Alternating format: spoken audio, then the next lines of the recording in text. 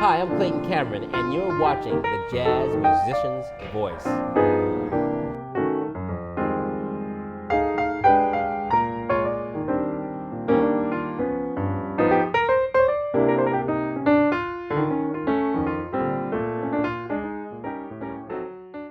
Okay, ladies and gentlemen, tonight I have the wonderful and rare opportunity to sit down with Clayton Cameron, an excellent drummer out of the LA scene.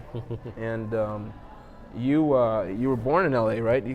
Born and raised, total wow, West Coaster. Yeah. Great, man. You know, and you came up at a time where you were able to work with some of these legends, man. You know, Gerald Wilson, right? That's one of the first guys you worked with, right? Yeah, Gerald Wilson, obviously a great composer, arranger, used to teach at my university. He used to teach a history of jazz course. And so I used to go in, I took his course, but even after I took his course, I used to just always go in and just kind of pick his brain after his class and all that. And so then and Gerald didn't even know I played drums. You know, I was there studying classical percussion, basically. Yeah. Wow. And so I wasn't even in the jazz program per se. And so, but then one night after his class, I said, Gerald, you mind if I bring in a trio to your class? So he said, sure. So I got my buddy from high school, Billy Childs, on piano. And another buddy who was going to school with me, Jerry, forget Jerry's last name, but we had a trio. And so after we performed, you know, Gerald, you know, really thanked me and all that. And then the next week I got a call saying, Clayton, are you available for a recording session? Oh, wow. And so so my first ever recording session with, you know, that I would consider legitimate was with Gerald Wilson and his big band. Just stunning, man. That's so that was, and I was still, I think I was a junior at the time. So it must have been a dream come true. Oh, it was, well, you know, it was nerve-wracking and it was beautiful at the same time. Cool. Yeah. Well, you know, and there must have been some really legendary members of that band. Oh yeah, you had people like Jerome Richardson, Bobby Bryant, you had Snooky Young, you had Sweets Edison, you know, it was just, you know, who's who of LA cats, Harold Land, Oscar Bashir, you know, J.J. Wiggins. I'm Wig, the son, not the son, but the dad. Wig on piano. So it was just, you know, fantastic. Yeah, I mean that is like just an all-star group, and you know, to be around that, you know, as a junior, man. It was fantastic. I to this day, I really, you know, that was one of those moments that you'll never forget. You know. Well, you know, to be around giants like that, you know, it's something that is a rare thing that doesn't happen very often anymore. Unfortunately, many of these guys are reaching their end years, or if not, they've already passed, you know. So, do you have any memories from that band, working with those guys, some stories you'd like to share? Well, you know, back to that particular session, it was two sessions. I was on the second day. Drummer Paul Humphrey was on the first. So I was, you know, I was green. I was a rookie, basically. John B. Williams was playing bass. And so I get to the studio early, you know, and I'm setting up my drums. I go in the studio and I notice there's no rug. Oh. And I was like, oh man, should I ask for a rug? I was too nervous to ask for a rug. I said, well, so I ended up asking, and then someone said, well, you know, Paul didn't have no rug. And I was like, okay, if Paul didn't have a rug, I guess I won't use a rug, you know? So the session started, and I'm playing, and the bass drum just starts getting away, sliding in the studio. And so I actually literally stopped the session. I said, I need a rug in the drum room. And so it delayed it for a minute, but I got comfortable. And, you know, the session went great. The rest was history. Was history, you know. But, you know, with all those giants, I was like, you know, I was intimidated. I didn't want to. But I learned that, hey, you got to make it right for yourself. You got to be comfortable. And I don't mean being, you know, that's why you get there early, so you can set up and be ready, you know. So I learned a lot from that. Well, you know, that kind of reverence that you had back then, I was just talking with David Bennett yesterday. that same kind of reverence, unfortunately, is not there anymore. So young cats don't have the same level of respect for some of these elders, you know. Yeah, it's not even just the music. In music, I just think in general, a good butt whooping every now and then when I was a kid really set me straight. Yeah. So that's all I'm going to say. And there's just a different upbringing in the world today. Yeah. Well, there's a whole wide variety of factors, but that's a whole other discussion. Yeah, we can that's get a into. total social issue there. But you've been blessed to work with some of the top names in jazz. I mean, you told me that you work with Tony Bennett regularly. And you still do probably, right? Sometimes. Yeah. Well, when I'll kind of start from the beginning in a way. Great. Before I got with Tony, I played with Joe Williams, who was just a great mentor to me. I mean, I learned a lot with him. Yeah. John Clayton would play in the band. And those guys, they've been around so long, and so it was just great touring with him. And then after Joe, I ended up getting hired by Sammy Davis Jr. And Sammy was great for me because his whole thing was showbiz at its finest, at the highest level that you can think of. Wow. And I'll give you an example. One time we played a place called Cobo Hall in Detroit, and we're playing for about 5,000 people. It was for the NAACP, a fundraiser. Big crowd. And the power went out. And wow. all that were on were floodlights. And so people were panicking, and we have a big band on stage with strings, basically like an orchestra. And so people are panicking, trying to get the power on, and Sammy Davis Jr. just walks out and tells his stage manager, "Get my shoes," which meant his tap shoes. So Sammy was a great tap dancer. Yeah. So the stage manager put the shoes under the piano. Sammy goes out. The first thing he does is sing a cappella. Wow. And so that got the room quiet. You could hear a pin drop. Yeah. And so when he finished the song, I think he sang "Old Man River." And so then when he finished singing that, there was still no power. So he put the tap shoes on. And he threw down on the floor, wood floor. Oh. It was fantastic. But after he finished, there was still no power. So he came up and played my drums. There's still no power. So he went out, did a little thing on the trumpet. By the time the power came on, Sammy had just showed that if you have it, you just go ahead and do it. And nobody had it like him. But it was just a great lesson to me. So he electrified the crowd, I mean, he had everyone in the palm of his hand by the time all the power came on. Wow. So it was just a great lesson in theater, in artistry, and how to relate to a crowd, how to relate to an audience, Well, you don't have very many of them like that anymore. No, there are none. So after working with Sammy Davis, I was his drummer for 8 years, and he passed away in 1990. Then I moved to New York, and so I was in New York for about 3 months. And I got a call from Tony Bennett, and I had met Tony before when I was working with Sammy, because Tony and I played tennis together. And so anyway, so it was great. Tony hired me, and I went out on the road with him. But we came back off the road, and we went straight to the studio and recorded "Stepping Out," which ended up being, really the kind of the catapult with MTV and all that with Tony Bennett. Yeah. And then we went on to do Tony Bennett Unplugged, which won Album of the Year. Wow. Which was a live album, which hadn't happened before. And so, I had like a 15-year relationship with him, recording all kinds of records, but that was the beginning of that and his resurgence. Wow.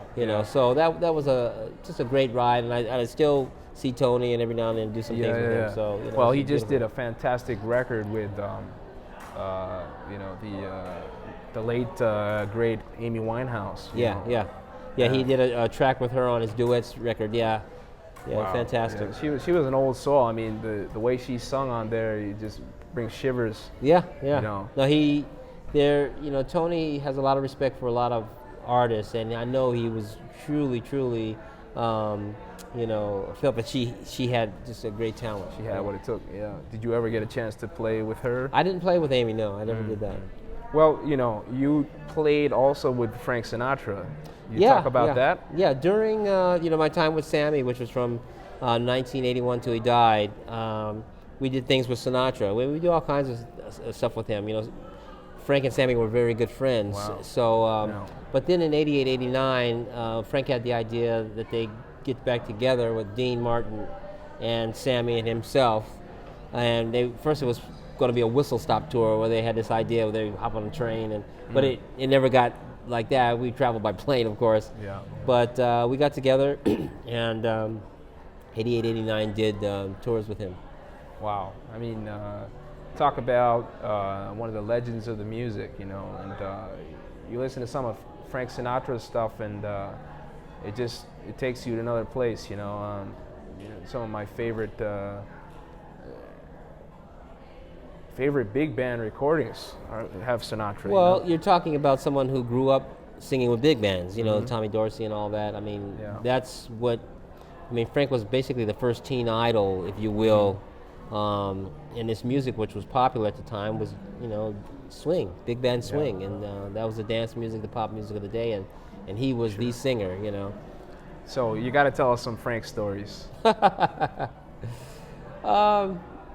know, I mean, when I toured with him 88 and 89 with Sammy, what I saw, what I learned was watching really a master on stage. And some of the funny things were sometimes Frank Jr. would conduct. And Junior would rehearse the band, and at that time Irv Kotler was living, which was Frank's drummer. So Irv would rehearse with Junior and the orchestra. Junior sounds like his dad, would sing all these numbers and all that, and then finally Frank would show up and he starts singing, and Junior would like correct him on, you know, and Frank would just turn around. Anybody else probably would have been beheaded, but he just kind of looked, it was his own son, and he was just kind of like turn the other way, you know, and I was just, every time that happened, it was just like, whoo, you know. Yeah. But he was great. I enjoyed being around that. It was really cool. Well, yeah, I mean, that alone, you know, puts you on that level, because to work with those guys, a piece of them stays with you. Oh, sure. Comes into you, and then you can pass that on in turn to, you know, youngsters. You know, I just got a chance to sit in with you, and that was fantastic, man. You know, you got that beat, you know. Yeah, gotta have a beat. Yeah. Well, let's talk a little bit about who you've been playing with in recent years, because you know, you work with quite a few of the top names in the music. Yeah, absolutely. I mean, I've been truly blessed, as you were saying. I mean, right before he passed away, James Moody, I was out with him, just doing a few things, and you know, that's a great experience. There's a legend right there that I mean, especially I'm on the West Coast, and so I don't, you know, see guys all the time. So and Moody lived in San Diego, so I was fortunate to do a few things with him out there, and then travel overseas that one. Another jazz legend that I see quite often is Kenny Burrell. Wow. And you know, Kenny, he's another one of those guys that's played with everybody. His career is just, basically his career is laid out in records, because he started recording so young. And I don't know how many recordings he's had, but we have a new one coming out probably this week with Kenny Burrell. Yeah, it's called Requests. Yeah, so it was live at Catalina's in Los Angeles. Oh, Cats, you got to check that one out, certainly, you know. Yeah, Tony Dumas on bass, Tom Rainier on piano, Kenny Burrell. Yeah. And I think Justo Amario's on a few tracks too. Justo, yeah. And, you know, you must be a leader too, right? You have your own I have groups. my, I had a record come out last year. I call it Clayton Cameron and the Jazz Explosion. And my first record was a tribute to Art Blakey. Wow. And it's called Here's to the Messengers. Here's to the Messengers. Yeah, and cool, so so you can pick that up on CD Baby and all that kind of stuff. So. Yeah. Coming out from that West Coast scene, tell us a little bit about the scene as you were growing up, because it must have been a very interesting time. I mean, I recall a film of Art Pepper in the late 70s, man. Well, yeah. Did you I know that him at film. all? No. I mean, that was a little before me, but I mean, for me, I mean, I grew up, fortunately, at a music school when I was 12 that had a rehearsal band. Grant's Music Center was called, and so myself, bassist that we know from the Tonight Show, Ricky Minor, a few other musicians, we grew up together playing with the older guys. And I don't, you know, it was very rare that I played with somebody my age when I was coming up, because I was always playing with the big band, you know. And so I started with them when I was around 16, 17, getting my butt kicked, you know, trying to read charts and all that kind of stuff. I know all about that, man. You know, that's hard, man. Yeah. So you know what I'm talking about. So, but with that, you know, I got to play with, you know, all these different vocalists and instrumentalists: Ernie Andrews, Lorez Alexandria, O.C. Smith, even Cab Calloway. Wow. You know, a host of people that would come in town that would play with this band, you know. Talk about names, man. Yeah, so it was just kind of like I was kind of like baptism by fire, but it was like the best school. So when I actually went to college, I didn't even deal with the jazz program. Yeah. I was dealing with it on the outside of school and trying to, you know, kind of improve myself by, you know, playing classical and whatnot. So for me, the West Coast, I was growing up with these guys, and the conductor was Gil Askey. And Gil Askey used to be the arranger for Motown, and one of the arrangers for Motown, and primarily like Diana Ross, and he did all the music for Lady Sings the Blues and all that. And so he was a great arranger, conductor, but he was also just a great motivator, you know, and he played trumpet. So I got to grow up under guys like that, you know, so it was like an institution in itself that, you know, you really can't find anymore. Because it wasn't like I should have been, you pay maybe $30,000 a year to go to Berkeley? Yeah. And I had these guys every week showing me things and teaching me. Education like that Yeah. today would be worth millions. Yeah, so, you know, so I was very, very fortunate in that way. So growing up under those guys, then I got to play with people like Teddy Edwards, you know, growing up in LA, because he was an LA guy, and I would see Billy Higgins all the time, and you know, and Wow. so Charles Lloyd? Charles Lloyd, I would see him. I never worked with him, but I would see him, you know. So there's a host of people. So every weekend I had like a big band gig at Marla's Memory. It used to be called the Memory Lane Supper Club. Then Marla Gibbs bought it, Marla's Memory Lane. Yeah. And so I used, you know, that was my thing. I would be there like every week, just, you know, playing with somebody. Wow. So, you know, so in that way, I didn't realize how lucky I was, because I got to do these things over and over and over again. Yeah. You know, in repetition. Wow. So very, very fortunate. Cool, man. You know, we're planning an interview in a couple weeks with Billy Childs. Yeah. And you know, you talked about being him being in your band. Tell us a little bit about him. Well, I mean, you know, Billy has been a leader for a long time. I mean, when we grew, you know, we met. He lived across the creek from me. There's a creek that separates our neighborhood, our streets. And so we found out, he found out that I played drums and he played piano, and we used to, you know, as kids, used to do things like, you know, boulder fights and all that kind of stuff. But then the music came into play, and, you know, to me, I always felt, you know, Billy was so far ahead of all of us in terms of his ear, because he could sit down and just, you know, take things right off the record, and then he'd write all these charts, and you go, you know, and as a drummer, you know, I was just learning how to do my paradiddles, and Billy was already there. It's the wonder child. Yeah, you know, yeah, exactly. He was definitely a wonder child, and I feel like he's one of our greatest composers and arrangers, you know. Yeah, he's got an excellent record coming out recently. Yeah, no, I mean, he's just, you know, and he's very original, you know. His chamber music has, you know, really, really set a standard, you know, for that style. Yeah. So anyway, but Billy, we even had an apartment together in New York when I was living there.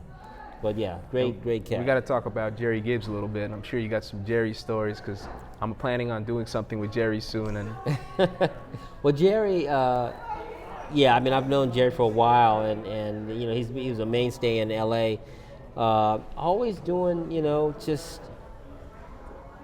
original stuff. You know, he would, you know, I would listen to his records, and I'm like, how did he come up with this? You know, and you always have great players, you know, and he was working not far from my house teaching at a school called Dietz Music, down in Manhattan Beach, and so I would see him periodically. I'd stop in just to talk to him. The only problem with talking to Jerry is you might not get out of there for an hour. You know. I know all about that. Yeah. So, but he's a great cat and very, very knowledgeable and a swinging cat too. Very Yeah. swinging. You know. Cool. Well, thanks for sharing that. Being around all these masters, something like we just talked about in the beginning of the interview, us youngsters don't get that opportunity to be put in place. You know, do you have any stories, you know, if you want to share them with us, of somebody teaching you a lesson that could be useful for us young people to learn about? Well, sure. I mean, yeah. I mean, there's many lessons I've learned. I mean, well, you know, a lot of things are just by example. One time, when I was playing with Sammy Davis Jr., and I feel like my real years that I was getting molded was during this period in the 80s. You know, Sammy, we were doing a number, and Sammy, maybe the first 3 numbers would be, you know, written down. We would know what they're going to be. Yeah. The rest of the show was up in the air, because Sammy would call the songs. And so as the new drummer, we never rehearsed all the music, you know. And so, you know, I was always on my pins and needles, making sure that the music, whatever number was called, that I got it up, and I looked at the map, basically. Yeah. And so one night, Sammy said something to George Rhodes, who's the conductor, and George said, you know, number 57, whatever that was. So I get the number out, and so I'm looking at it, and so I always would follow George Rhodes. George Rhodes would, you know, give a downbeat. Well, Sammy is walking back towards the band, and he goes like this. You know, he gives like a wave, like a downbeat, and George is not too far in front of him, closer to me, and he's about to go up. So I went with Sammy, and George can't see Sammy, and so George went up, and so now there's already a downbeat in the band, and we got 40 people up there, and it was a big train wreck. Oh. So of course, after it happened, as it's happening, I'm just thinking, okay, I got to pack my bags. I'm out of here. You know, I just know I'm going to be fired. And so George was totally upset. Sammy Davis Jr. comes back to the piano and grabs his drink and says, "Excuse me, ladies and gentlemen, I got a frog in my throat. George, can we do that again?" Wow. Took a sip, put it down, and then George gave the downbeat, and we got into it. After the show, Sammy walks back to me, and I'm just like, oh man, I'm still up on my drums, I'm up on the riser, and he goes, "See you tomorrow, babe." Wow. I thought I was fired. I just said that was just a big train wreck. But I mean, this guy is a superstar, yet he had compassion for a young guy like myself and knew that everything was going to be okay. Because he had George Rhodes there, and George did straighten me out, no uncertain terms, you know. And so I learned a lot just from that, you know, from that one big train wreck. It never happened again. It never happened again with him or anybody else. Well, you know, thanks for sharing that, man. You know, and Cats, I think with that story, it's real late at night, you know. So I think with that story, we'll wrap this up. But you know, Clayton, you know, thank you so much for sharing that with us. And where can people check out you and check out your music? Yeah, you can go to ClaytonCameron.com and see all my dates and you know, my materials. Because I teach a lot. They call me the brush master for whatever, but You certainly are, man. I have a compassion, you know, a lot of passion for that tool. So you know, all my books and my CDs and DVDs, you can find them on my website, ClaytonCameron.com. Cool, Yeah. cool. Well, thanks again. Hey, thank you. Pleasure. Pleasure. All right.